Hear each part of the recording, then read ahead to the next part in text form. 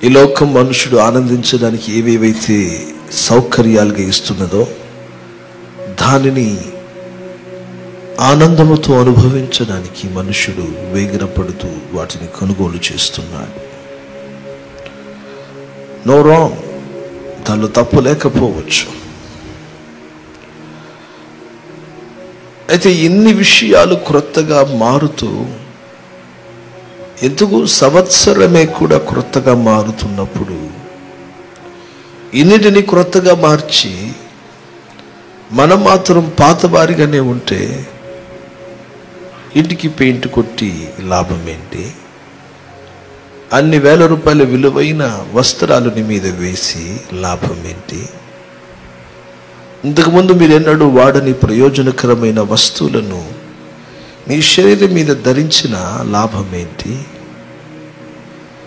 Of course నువ్వు ధరించిన మరొక పూట అవి పాతదైపోతాయి కదా. Yes, and it is not new anymore. ఇక ఎన్నడూ అది క్రొత్తది కాదు. Once you have bought something, it is not new. When you have started using it for at least once, it's not and it's never considered as new. ఒక్కసారి మీరు నేను వాడిన దాన్ని మనం క్రొత్తది అనలేం. వినాలి అంటే క్షణితములో పాతైపోగలిగిన వాటికి మనం ఇంత ఖర్చు పెడుతున్నాం, ఇంత ప్రయాసలు పడుతున్నాం. మారడం అన్న, మార్పులు చూడడం అన్న మనుషులకి ఇష్టం. తమను తామును మార్చుకోవడం కంటే కూడా ఇతర మార్పులను చూడడం చాలా ఇష్టం. అయితే నా మాటను మీరు గమనించగలగాలి. ఒకప్పుడు మనం మనుషులను సంప్రదించడానికి మనం లెటర్స్ వాడేవాళ్ళం. వెళ్ళడానికి 4-5 రోజులు, మరలా రావడానికి వాళ్ళు వెంటనే స్పందించి రాస్తే మరలా రావడానికి ఒక 4-5 రోజులు పట్టేవి. అండ్ నిదానంగా అవి మార్చిన తర్వాత స్పీడ్ పోస్ట్ అని ఒకటి వచ్చింది. అది 2 రోజులు లేక 3 రోజులు విత్ అక్నాలెడ్జ్మెంట్. మనకి వెంటనే వాళ్ళని చేరింది అని ఒక అక్నాలెడ్జ్మెంట్ కూడా 2-3 డేస్లో మనకు వచ్చేది. యా, అటు తర్వాత టెలిగ్రామ్ అని ఒకటి వచ్చింది. ఇప్పుడు మీరు మనం వాడుతున్న టెలిగ్రామ్ కాదు. టెలిగ్రామ్ జస్ట్ స్టార్ట్ ఇమీడియట్లీ అని ఒక్కొక్క అక్షరానికి రేటు. ఏంటది? ఎప్పుడన్నా వేసావు నాన్న టెలిగ్రాము? వేయలేదా? ఒక్కొక్క అక్షరానికి రేటు కట్టేవాళ్ళు. ఇన్ని పదాలకు అందుకని మాటలు కుదించాలి. బహువేగంగా వార్త చేరుతుంది అక్కడికి. ఇలాంటి ఒక కాలం మారిపోయి మన చేతుల్లోనికి హ్యాండీస్ వచ్చేసినాయి, సెల్ ఫోన్స్ వచ్చేసినాయి. ఇంక నేను చెప్పాల్సిన పని లేదు. వింటున్నారా? ఎంతగా ఈ అధునూతనమైన పరికరాలు మన సౌఖ్యం కొరకు వచ్చేసింది. There is lot of changes. నీవు నేను ఎంతవరకు మారుతున్నాము అనున్నదే. మీరెంత మారారు, నేనెంత మారాను. Yes, we adapt ourselves. దేవుని స్తోత్రం కలుగును గాక. కొంచెం మంచిగా చెప్పండి, జాగ్రత్తగా వినాలి. ఒకప్పుడు బాబు కొంచెం ఈ నంబర్ కొంచెం చేసి పెట్టయ్యా అనేవాళ్ళు. ఇప్పుడు వాళ్ళందరూ స్మార్ట్ ఫోన్స్, టచ్ ఫోన్స్ వాడడం మొదలు పెట్టారు. అమ్మో నా వల్ల కాదండి, ఇది టంటి పరిగెడుతుంది అని అనేవాళ్ళు ఈ రోజుల్లో they started using they phone. వినాల మాటలు, వారు కూడా స్మార్ట్ ఫోన్స్ వాడడం మొదలు, which is a very good change. People are adapting themselves for the change that is coming. వచ్చుచున్న మార్పునకు తగినట్లుగా ప్రజలను తమను తామును మార్చుకుంటున్నారు. ఇక మనుషుడు ఏ మార్పుకైనా తను తాను మార్చుకోవడానికి సిద్ధంగా ఉన్నాడు. బట్ నేను మాట్లాడుతుంది క్రొత్త సంవత్సరంలోనికి మనం వెళ్ళబోతున్నామన్నప్పుడు నీ హృదయం క్రొత్తగా మారిందా? నీ హృదయములోని స్వభావములు క్రొత్తగా మారాలన్న ఆశ నిన్ను కాల్చుచున్నదా? నీ మనస్సు క్రొత్తగా మారిందా? దాని ఆశలు, దాని ఆలోచనలు క్రొత్తగా మారాయా? గమనించాలి. మన శరీర అవయవాలలోని క్రియలు, దాని ప్రవర్తన క్రొత్తగా మారిందా? Did we ever came to the point that I should become new? See, నా మాట గమనించాలి. మార్పు ఎక్కడుంది? మార్పు బయట లేదు, మార్పు నీలో ఉంది, నీలో రావాల్సి ఉంది. దేవుని స్తోత్రం చెప్పాలి. మంచిది. లేఖనములు యేసుక్రీస్తు మాట్లాడుతూ ఒక మాట అన్నారు, గోధుమ గింజ నేలను పడి అది చావకుండిన ఎడల అది ఎలా ఉంటుందట? ఒంటిగా నిలిచి ఉంటుంది. చచ్చిన ఎడల మాట్లాడండి, అది అనేకమైన ఫలములను ఇస్తుంది. పెట్టున్నారు, నన్ను వినాలి జాగ్రత్తగా. గోధుమ గింజ చెప్పండి, నేలను పడి అది చావకుండిన ఎడల, ఆ గోధుమ గింజ పడితే అది చావాలి. ఒకవేళ అది చావకపోతే కలకాలం అది చచ్చినట్టు ఒంటిగానే మిగిలిపోయి ఉంటుంది. Because there is no life in it. But అది గనక నేలను పడి అది చచ్చిన ఎడల అందులో నుండి నూతనమైన మొక్క పుట్టుకుంటూ వస్తుంది. ఒక మార్పు. It has removed it outward shell. It has break through its outer shell. తన పైన ఉన్న వింటున్నారా, ఆ పై కప్పును అది పగలగొట్టుకుని మరి బయటకు వచ్చేస్తుంది. నా మాటలు గమనించగలగాలి. Life starts from within. It shoots out from within. లోపల నుండి జీవం ఎలా బయటకు వస్తుంది? సి, నీ అంతరంగములో మొదట ఒక మార్పు రావాలి. యేసుని నామమున. లోపల లేనిది బయటికి రాదు. సి, ఇది చాలా ప్రాముఖ్యమైన మాట. I have to pray. ఇది లోపల రావాలి మొదట నీలో. Yes, I have to pray. However, by any means I have to read the Bible and obey to the scriptures. By any means I should live a holy life that is pleasing to the Lord. ఏ విధము చేతనైనా నా ప్రభునకు నేను ప్రియమైన ఒక పరిశుద్ధ జీవితాన్ని జీవించాలి. ఇది ఎక్కడ మొదలవ్వాలి? ఇది నా అంతరంగములో మొదలవ్వాలి. ఇది ఆ మార్పుడిలో గనక రాకపోతే నువ్వు మారు మనసు పొందనట్లే కదా. విశేషత ఏంటంటే మనకు వాక్యాలు ఇక్కడ బుర్ర నిన్న తెలుసు, అసలు ఎక్కడ కూడా జీవితంలో మొలకెత్తలే. ఇంకా అదే వచ్చిన సమస్య. నీకేం వాక్యం తెలీదు, మారు మనసు తెలుసు, బాప్తిస్మం అంటే తెలుసు, పరిశుద్ధాత్మ బాప్తిస్మం అంటే ఏంటో తెలుసు. వింటున్నారా? ఒక వేరుపరచబడిన జీవితం అంటే ఏంటో తెలుసు. స్పిరిచువల్ వారు యుద్ధ జీవితం అంటే ఏంటో తెలుసు. ప్రతిష్ఠ జీవితం అంటే ఈ సత్యములు ఎన్నో నానా విధములుగా మనం ఎరిగి ఉన్నాము. కానీ అయితే జీవితానికి ఆచరణలోకి వచ్చేటప్పటికీ చాలా మంది మనం ఇంకనూ అనుకుంటున్నాం, కానీ సాతానుగాడు వంచనలో పడిపోయి శరీరమునకు దాసులమైపోయి లోక ఆశలను వాటిని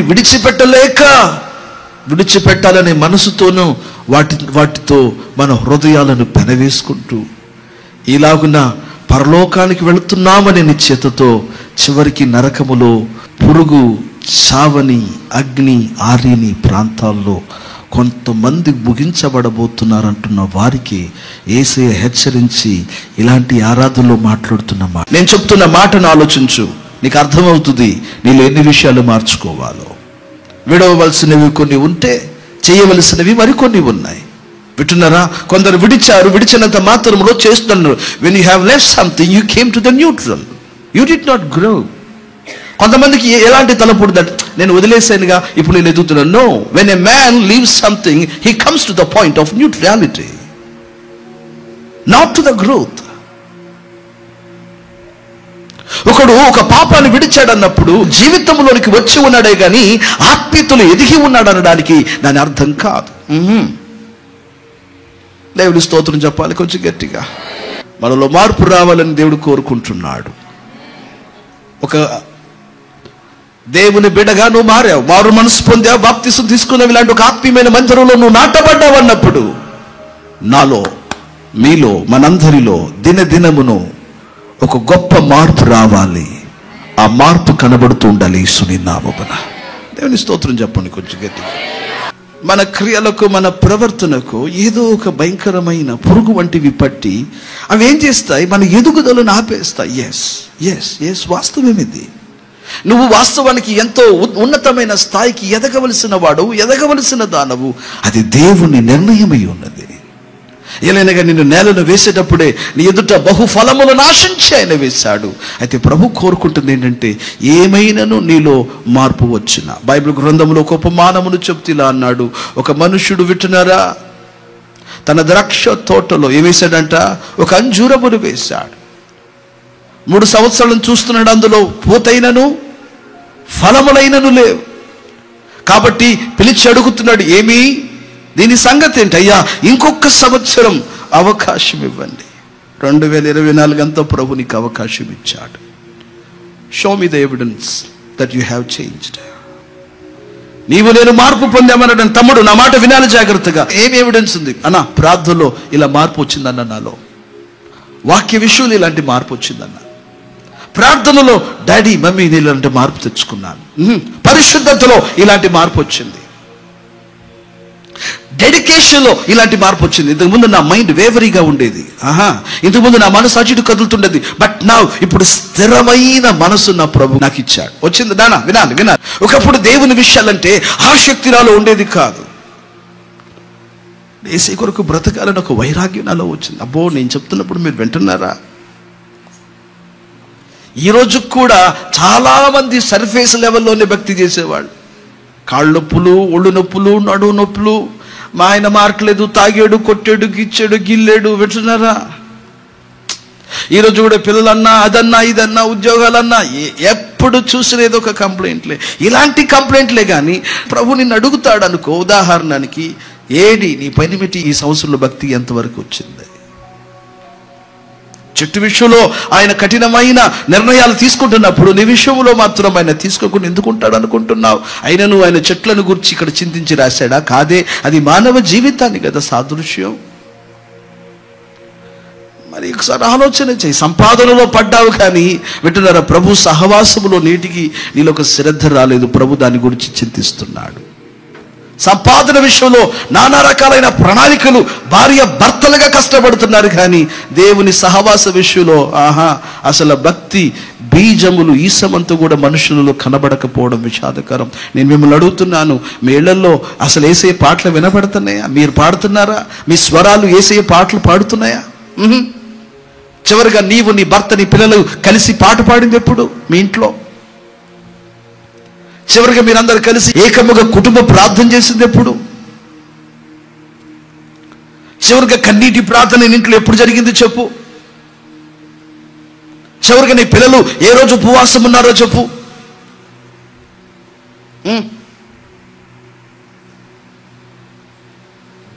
చివరిగా ఏ విషయంలో పిల్లలు ప్రక్క కూర్చోబెట్టుకుని, నాన్న ఈ విషయంలో నువ్వు పోరాడుతున్నావా, సరే నీ హెల్ప్ చేస్తానని నీ పిల్లల దగ్గర చెప్పడానికి నువ్వు అవకాశం ఇచ్చింది ఎక్కడ?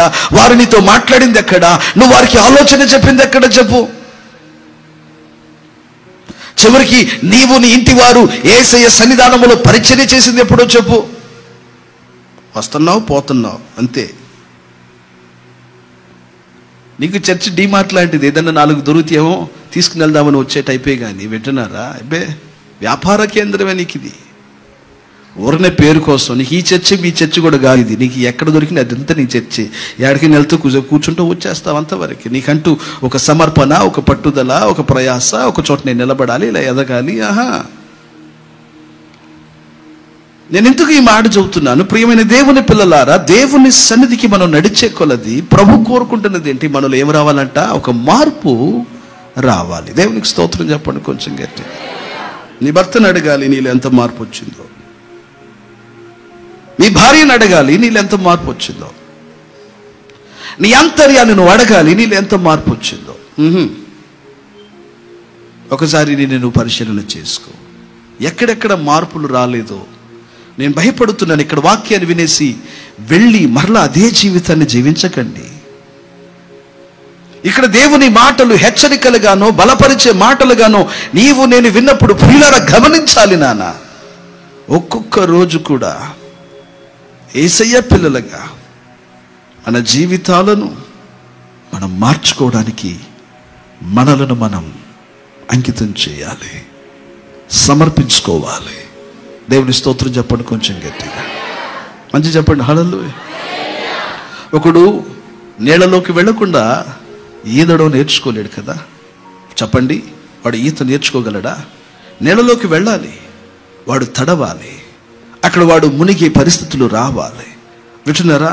తన కాళ్ళు చేతులు అతడు జాడించాలి.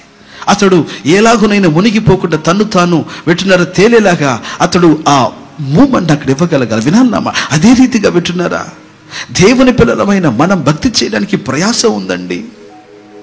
వినాలి తమ్ముడు, వినాలి, నా మాట వినాలి. మీరు వెళ్ళిపోయి మీ ఉద్యోగాలు ఊరుకునే కూర్చుంటే, మీరు వెళ్ళి జస్ట్ ఊరుకునే కూర్చుంటున్నందువల్ల ఇస్తున్నారా మీకు జీతాలు? నీ ఒళ్ళు అలవడం లేదా? మీ శరీరం అలిచేలాగా అలిసిపోయేలాగా పనిచేస్తున్నారే, నీ మదికి తల నొప్పి వచ్చేసేలాగా పనిచేస్తున్నారే. అమ్మో నేను తట్టుకోలేకపోతున్నాను, అంత కష్టంగా ఉంటుంది అనే వరకు నీకు పనిచేయి. అప్పుడు కదా నువ్వు చివరికి నీ చేతిలో 5,000 10,000 జీతాన్ని నువ్వు చూసుకున్నప్పుడు ఆ ప్రయాసనంతా మర్చిపోయి, పోనీలే దీనితో నా పిల్లలకి నేనేమైనా పెట్టుకుంటాను, దీనితో నా ఇంటి కొరకు నేనేమైనా వాడుతాను, ఇలా కదా నువ్వు కష్టపడుతున్నావు. మరి భక్తి మాత్రం ఎట్లా నాన్న ప్రయాస పడకుండా ఉచితంగా వచ్చేసింది? వినాలి, భక్తి ఎలా వచ్చింది ఉచితంగా? సేవకుడు మనసారి దీవించింది నిజమే, నువ్వు ఆశీర్వాదకరంగా ఉండాలన్నది నిజమే, అయితే దానికి తగిన ప్రయాస నీ దగ్గర లేదు కదా, దానికి నువ్వు సహకరించలేదు కదా. యేసు ప్రభు ఏమన్నారు?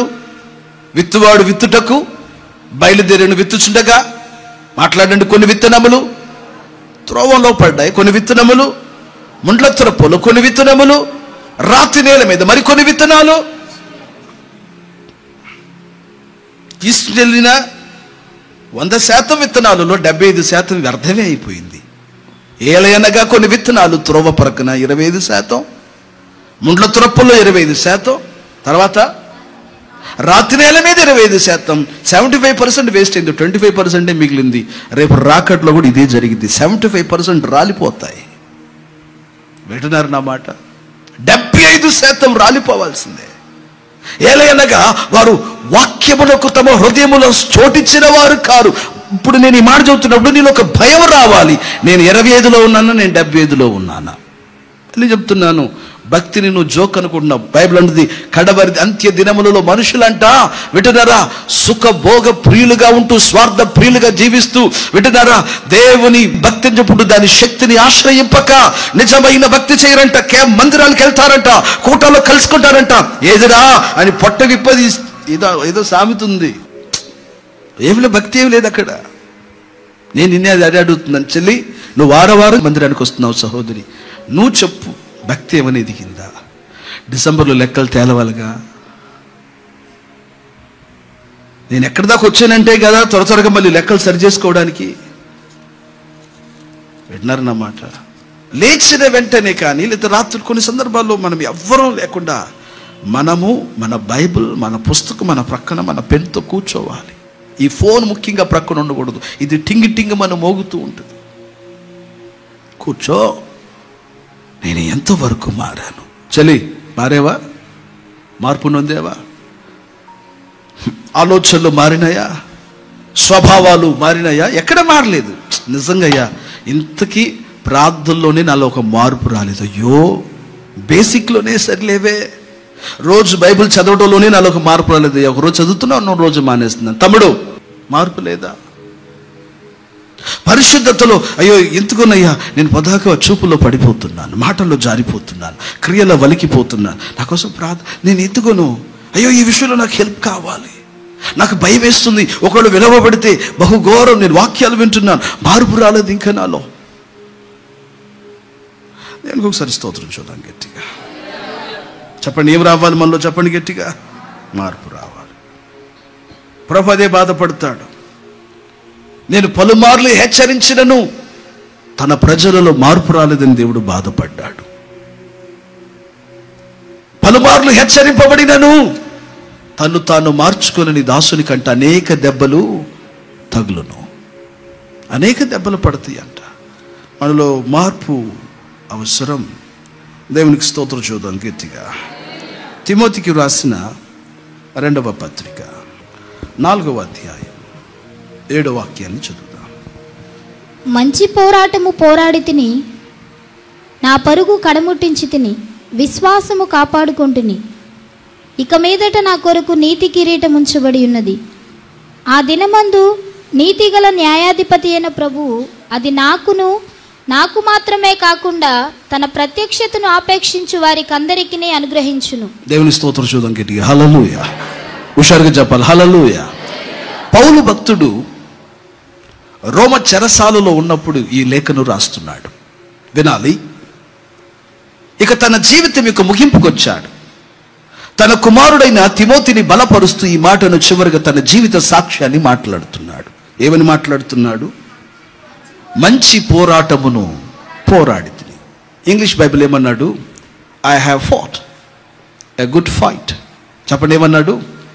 I have fought a good fight. తెలుగులో ఏమన్నాడు? మంచి పోరాటం నేను పోరాడాను. లేకపోతే ఒక మంచి యుద్ధములో నేను వింటున్నారా, నేను పాల్పంపులు పొంది అందులో జయము నొందాను. దేవుని స్తోత్రం కలుగును గాక. వినాలి, ఇప్పుడు తలలెత్తి వినాలి. పౌలు గారు పోరాడిన ఈ జీవిత పోరాటం ఇది కొంతకాలం పోరాడిన పోరాటం కాదు. It was a long fight. It was a long fight. పౌలు గారి జీవితంలో తాను పోరాడిన పోరాటం అది ఒక సుదీర్ఘమైన పోరాటం. కొంతకాలం పోరాడిన అనుభవం కాదది. అతడు చివరికి దేవుని సన్నిధానములో తన ప్రాణం పానార్పణముగా పోయబడుతుంది. అంటే ఇక కొంత సమయంలో జీవితమంతా ప్రభు బాధ అంకితమైపోబోతుంది. అలాంటి పరిస్థితుల నడుమ వింటున్నారా, అలాంటి పరిస్థితికి వచ్చినప్పుడు కూడా భక్తుడు ఒకసారి తన జీవితాన్ని గుర్తు చేసుకుంటున్నాడు. I have fought a good fight. మంచి పోరాటమును నేను పోరాడితే. మంచిదా చెడ్డదా అనేది తర్వాత కానీ మొదటి మాట మనం తెలుసుకోవాల్సింది it was a long fight. అది ఒక పెద్ద పోరాటం.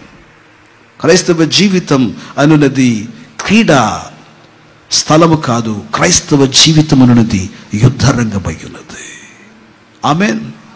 వింటున్నారు, నమ్ముతారు. Christian life is not a play ground but a battle ground.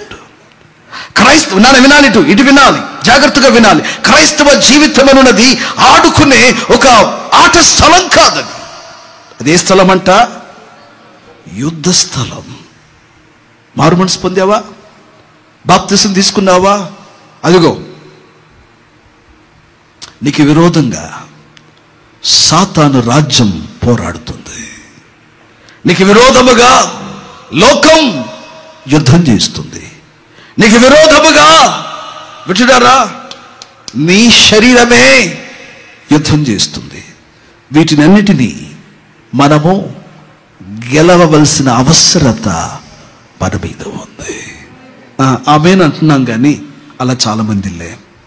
Some are bleeding, some have some serious cuts. వింటున్నారా, ఈ యుద్ధములో కొందరికి భయంకరమైన రణములు కలిగినాయి. ఈ యుద్ధములో కొందరు రక్తము స్రవిస్తున్నారు. ఈ యుద్ధములో వింటున్నారా అనేక మంది అనేకమైన గాయముల చేత వింటున్నారా ఆత్మీయమైన జీవితములో ఎదగలేక అపవాది పెట్టిన ఎక్కులకు ఓ రోజున వినాలి. దేవుని స్తోత్రం చూద్దాం గట్టిగా, మంచి చూద్దాం హల్లెలూయా. ఒక రోజున ఎవరు కయ్యోను హేబేలు ఎక్కడికి వెళ్ళారంట? పొలంలోకి వెళ్ళారు. కయ్యోను హేబేలు పొలంలోకి వెళ్ళినప్పుడు కయ్యోను ఏం చేశాడంట? హేబేలును కొట్టి చంపాడు. మొదటి పిల్లవాడి పేరు కయ్యోను, రెండో పిల్లవాడి పేరు హేబేలు. వినాలి వాక్యాన్ని. మొదటి వాడు ఎవరిని చంపాడు? రెండో వాడిని చంపాడు. వినాలిన మాట. మనలో కూడా రెండు జన్మలు ఉన్నాయి. మొదటి జన్మ అమ్మ గర్భంలో నుండి వచ్చిన జన్మ. రెండవ జన్మ కల్వరి సిలువలో ప్రభు నిన్ను నన్ను కొనిన జన్మ. దేవుని స్తోత్రం కలుగునుగాక. నేను ఒక్కడనే, కానీ నాలో ఎన్నున్నాయి? రెండు జన్మలు ఉన్నాయి. ఇప్పుడు వినాలి, ఏం చేశాడు? మొదటి వాడి పేరేంటంట? కయ్యోను. రెండవ వాడి పేరేంటి? హేబేలు. నాలో కూడా రెండు జన్మలు ఉన్నాయి. మొదటి జన్మ స్వభావం ఎలాంటిదంటే కయ్యోను లాంటిది. అసూయ పడింది, మత్సర పడింది, చెడుతనమునకు నిలయంగా ఉంటుంది. పాపము వింటున్నారా, గర్భము ధరించినప్పుడు కనిన ప్రథమ పుత్రుడులాగా నా జీవితములో శరీరములో పాపమునది ఏలుబడి చేస్తుంది. నా మాటను గమనించాలి. అయితే ప్రభువైన యేసు క్రీస్తుని నేను స్వరక్షకుడిగా నమ్ముకున్నాను కాబట్టి ఆయన రక్తముతో నన్ను కడిగి వేశాడు, ఆయన రక్తంతో నన్ను శుభ్రం చేశాడు. పాతవి గతించెను, ఇప్పుడు నేను నూతన సృష్టిగా మార్చబడ్డాను. ఇప్పుడు నూతన సృష్టిగా ఉన్న నాలో వింటున్నారా, నేను నూతన సృష్టిగా ఉన్నాను, కానీ అప్పుడప్పుడు నా లోపల ఆ పాత కయ్యోననేవాడు లేచి నాలో ఉన్న ఆత్మ సంబంధమైన ఈ మనిషి గెలవకూడనట్లుగా చంపెడి అనుభవాలు నాలో కనబడుతున్నాయి. వాక్యాన్ని గమనించాలి, సత్యాన్ని మీరు అర్థం చేసుకుంటున్నారు అనుకుంటున్నాను. ప్రభు నమ్ముకోక మునుపు నాలో కోపం ఉంది. ప్రభు నమ్ముకున్న తర్వాత దేవుడు నాలో సహనాన్ని ఇన్స్టాల్ చేశాడు.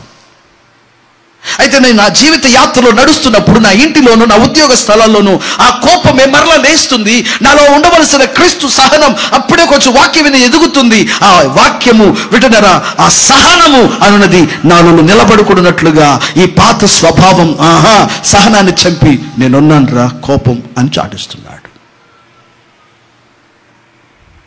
ఒకప్పుడు చిన్న చిన్న ఏడ్చలలో వింటున్నారా, శరీర ఆశలలో వింటున్నారా పడిపోయి ఎప్పుడు కూడా చెడ్డ తలంపులు వచ్చేవి, దేవునికి విరోధమైన అశ్లీలమైన దుర్తలంపులు వచ్చేవి, అన్ని శరీర సంబంధమైన వాంఛలు, కోరికలను, తాపములను రేపగలిగిన వింటున్నారా కోరికలు వచ్చేవి, ఆలోచనలు వచ్చేవి. అయితే దేవునికి స్తోత్రం, నేను మారు మనసు పొందాను, నేను బాప్తిసం తీసుకున్నాను, ఇప్పుడు ప్రభువులో నిలబడి ఉన్నాను. అయితే నిలబడి ఉన్నాను, కానీ నేను అశ్రద్ధగా ఉన్నప్పుడు వింటున్నారా, ఇది యుద్ధ రంగం, ఇదిగో నాలో ఉండే ఇది రేగుతుంది, ఆ తలంపు నా లోపలొచ్చే లెగుస్తుంది. ఇది లేచి నేను భక్తిగా నిలబడదాం అనుకుంటే నన్ను భక్తిగా ఆలోచింపజేయకుండా ఏదో ఒక రకంగా నన్ను పడద్రోస్తుంది. మనసంతా గిల్టీ అయిపోతుంది. కొందరికి గిల్టీ అయింది ప్రారంభములో, ఇప్పుడు కొందరికి మనస్సులో బాధ కలుగుతుంది, కానీ అది అలవాటైపోయింది. అందులో నుంచి బయటకు రాలేకపోతున్నారు. దే డూ దాట్ అండ్ ఆ సారీ వింటున్నారా, వాళ్ళు ఒక తప్పును చేస్తున్నారు, they feel sorry for that and ask the lord, I'm sorry when I say they take a decision from this day forward I will be a new person, they say, but the next day again మరలా ఆ శరీర సంబంధమైన పాపం వారి దేహంలో కనబడుతుంది and they fall again and మరలా పడిపోతున్నారు. మళ్ళీ వచ్చి they feel sorry, they are sorry, they take decision, Lord this that. జీవితమే ఇంకెంత వయసు, అరే నీ వయసు 40 వచ్చేసింది కదా, 45, 50 వచ్చేసింది. ఈ రోజు కూడా నీలో ఉన్న వింటున్నారు ఉప్పొంగులు అనగకపోవడం ఏంటి? అణిగిద్దా? అనగదు. అది మనలో ఉన్న అది ఒక వరమని అనుకోవాలి. అయితే కంట్రోల్ చేయవలసిన ఆ బాధ్యత నీ మీద ఉంది కదా. ఇక్కడున్న బ్రదర్స్ అందరికి చాలా మందికి బండి తోలటం వచ్చు. నాకు ఒకసారి బండి కంట్రోల్ తప్పితే ఏమైంది నాన్న, యాక్సిడెంట్ అయింది కదా. అలాగూ నేను వింటున్నారా, మన జీవితాల్లో కూడా ఒక కంట్రోల్ లేనప్పుడు ఒక భయంకరమైన ప్రమాదం. నీ ఆత్మ సంబంధమైన మనుషుడు బలహీనపడుతున్నాడు. కొందరు ఆత్మ అయితే లోపల చచ్చిపోతుంది, మనస్సాక్షి కొందరిలో చనిపోతుంది, అది స్పందించదు. నువ్వు ఎట్టున్నా సరే అది లోపల డల్గా ఉంటుంది. తప్పు చేసినా సరే అది పెద్దగా స్పందించదు. రే నువ్వు తప్పు చేసావు నీ గ్రహింపును కూడా, ఇంతకుముందు ఒళ్ళంతా వణికిపోయేది, చెమటలు పట్టేది, ఇప్పుడు నీకు చెమటలు కూడా పట్టనివ్వదు. కమ్ ఆన్, సారీ అడుగు. ఇప్పుడు నీ మనసు ఏం వెతికిద్దంటే, ఎక్కడ నిన్ను ఖండించకుండా యేసే నిన్ను క్షమిస్తాడు, యేసే నిన్ను ప్రేమిస్తాడు. నువ్వెన్ని చేసినా యేసే నీ చుట్టే ఉన్నాడు, యేసే నీ లోపలే ఉన్నాడు. పరిశుద్ధాత్మ నిన్ను అసలు వదిలిపెట్టే పోడు. వింటున్నారా, ఆయన నీతోనే ఏం వాక్యం చెప్పాడన్నా, ఇదేంటది నువ్వు చేస్తున్న పాపానికి బూస్ట్ అన్నమాట ఇదంతా. అంటే ఇంకా చెయ్యిరా, నువ్వు ఇంకా చేసిన ప్రభు ఇంకా నీకు దగ్గర, నువ్వు పాపి కదరా. వింటున్నారా, ఎక్కడ పాపం పెరిగినదో అక్కడ కృప విస్తరించినది అన్నట్లుగా ఇంకేమి పౌలు మా పెదనానే ఇలాంటి ఒక భ్రష్ట గుంపు తిరుగుతుంది బయట. దేవునికి భయపడవా?